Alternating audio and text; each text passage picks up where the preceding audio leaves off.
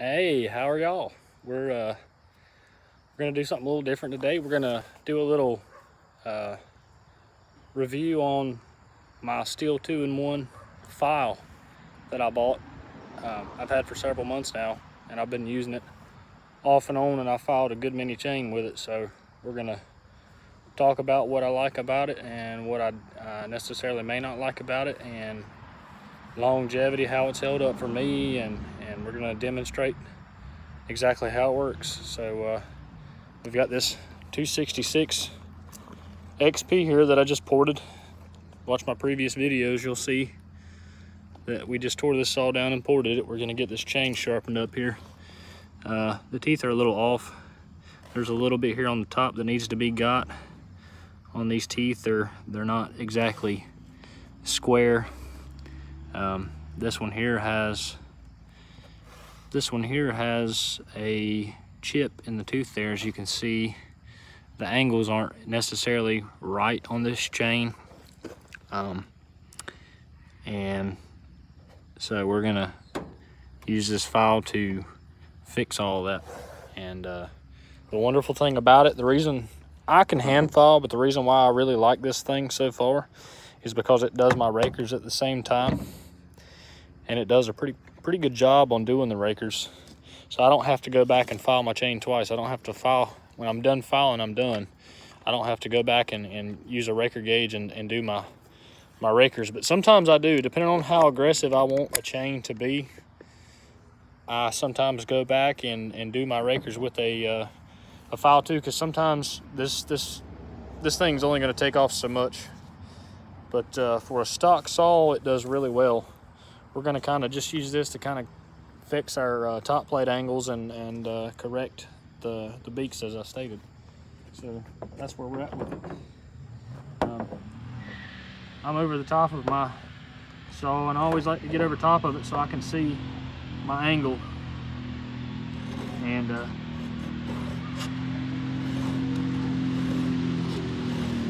make sure that it's straight. You have to excuse the people on this road. They tend to act kind of stupid. They're out there trying to do a burnout in a Ford Ranger, smoking the clutch, sounds like, more than anything.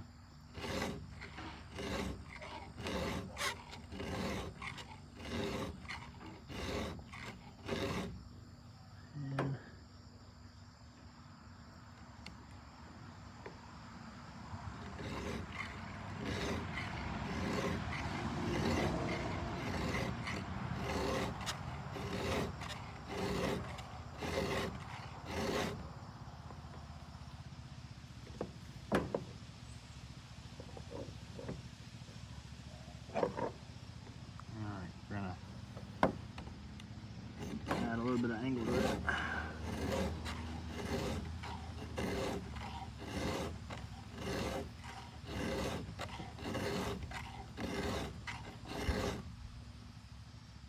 Okay. As you can see here, that tooth right there we just filed has straightened out a lot. This tooth right here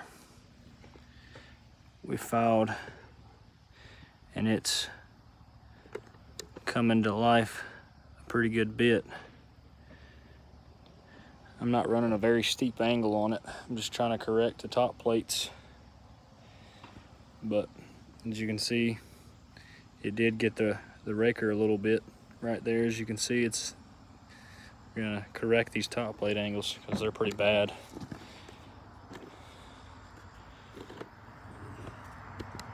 So that's where we're at. I like to do one side with this thing. Normally when I'm freehand filing, I do both, but I'm gonna stay one-sided because it's just easier with this file, because it has an arrow right there that you follow for the direction that you want to go. So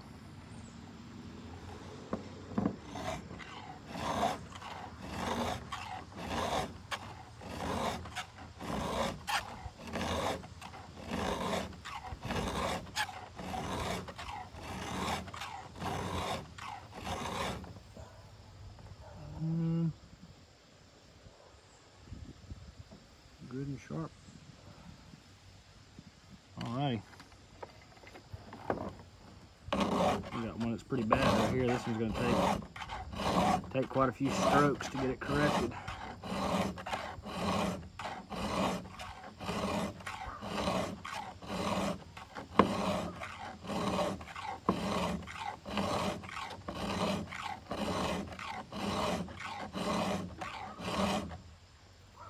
This one's going to take quite a few strokes. All right. Keep moving.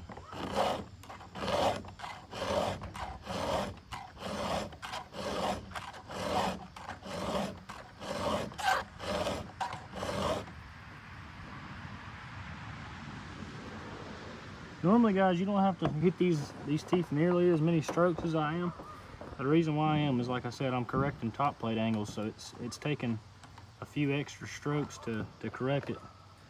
And my files are getting kind of wore, so it won't be long, and I'm gonna have to replace the files in this thing because I've filed a lot of chain with this thing. Like I said, I filed a lot of big chain. I filed 32s, 28s, 36s, 24s. I filed a good bit of chain with this thing, so it's definitely these Stihl files that are in this thing have been wonderful. I think they're actually Swiss files. They're not actually Stihl, but Stihl sells them. That's what they sell for their files. So.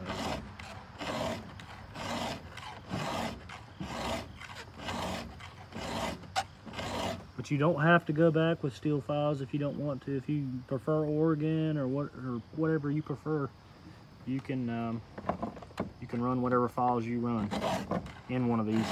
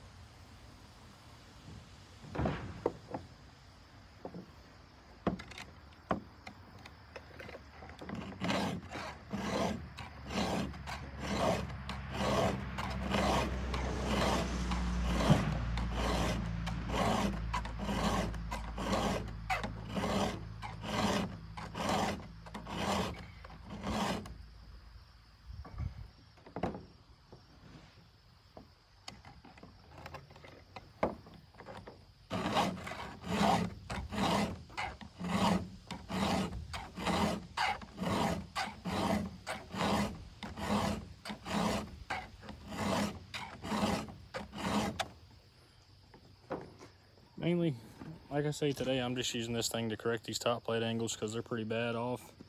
Which, as you can see, it's taking the metal right off of there. Very little effort.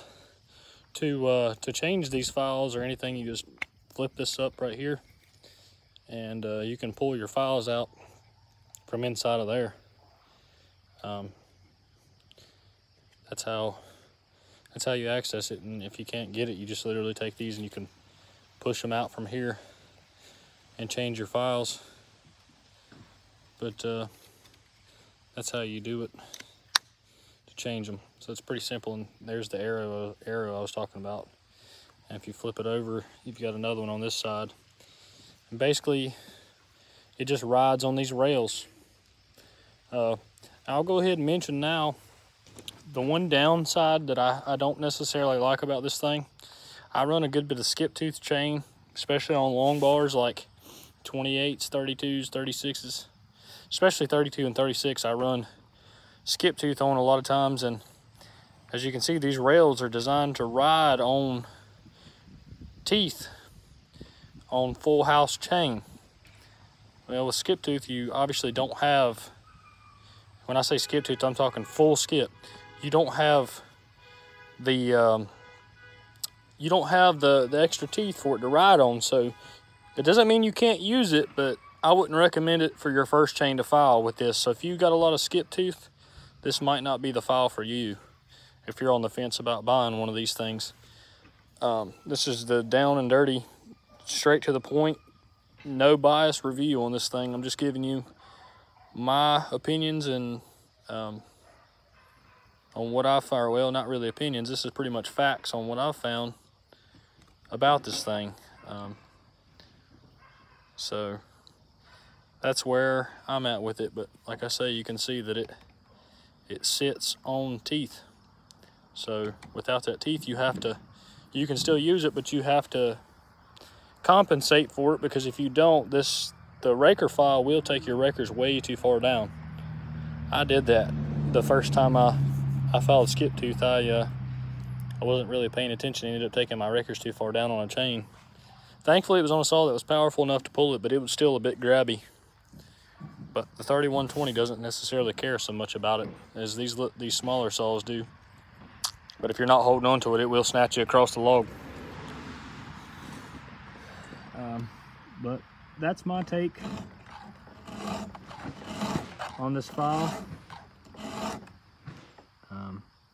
So if you've been curious about getting you one, hopefully that'll help answer some questions that you may have, because they are a little expensive.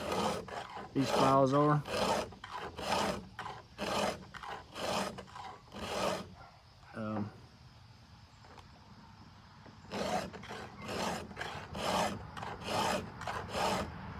They are a little expensive.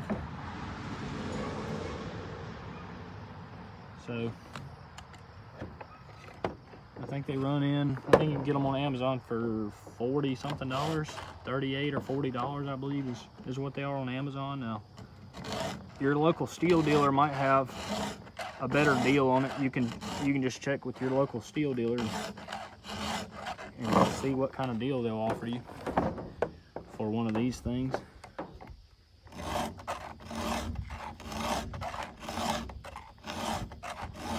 So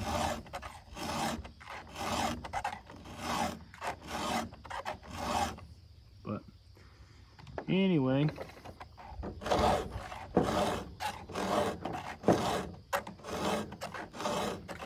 we're gonna finish getting this thing filed up here, and we'll bring you back when we're done and show you the results. All right guys, it's all filed up. We're not running a very, very steep top plate angle.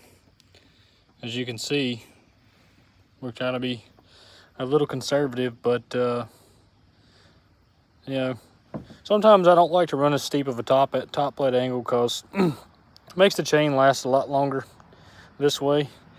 But as you can see, it gets up in there pretty good and does a pretty fine job at getting the top plate straight and making that working corner look really nice. We've got a pretty good view of it. This is a Carlton chain, as you can see. Not that that really matters, but you can see that it took the rakers down some too. You can see where some have been hit, some had not. There's a good view if we can get her to focus in. That's what the 2-in-1 will do for you. That right there, the proof is in the pudding, guys. It works. I do recommend this if you're learning to file, freehand file. This will help you. It helped me a lot, learning a lot of different things on how to properly hold the file and get everything right. So if you're on the fence or you're still learning or need some help with it, and you run full house chain, it works great. 3/8 is what we have, but they do make this in 325. So if you have a smaller saw or something with 325 chain on it, you can get one of those as well. They do have both. But as you see, guys, it works well. I enjoy it. I still freehand file sometimes, but when I'm in a hurry or just want to get a chain whipped into shape, I grab this thing because it helps me get everything square and stuff, especially on a chain. That's why I specifically use this chain and this saw to do this video, so you could see how I was able to correct the top plate angles, because they were pretty bad and pretty beat up. So that's where we're at. Hope this helps some of you. If you've got any questions about it, just reach out to me, comment. I'll try to stay in there and check it out. So hopefully this will help you. Sorry about the sunlight. There we go. There's a better view. So if you need help or any questions, just feel free to ask. If this video helped you, give it a thumbs up and subscribe for future videos if you'd like to. Try to help people and do what we can for people if we can, and have fun at the same time, guys. Show these saws we got here, these ported, you know, we do the port work and everything on this channel, and show off saws. So we try to do a little bit of everything on this channel. So it's not just chainsaws, we do other stuff too. So hopefully there's something for everybody. Over and out, guys. Stay safe. Thanks for watching.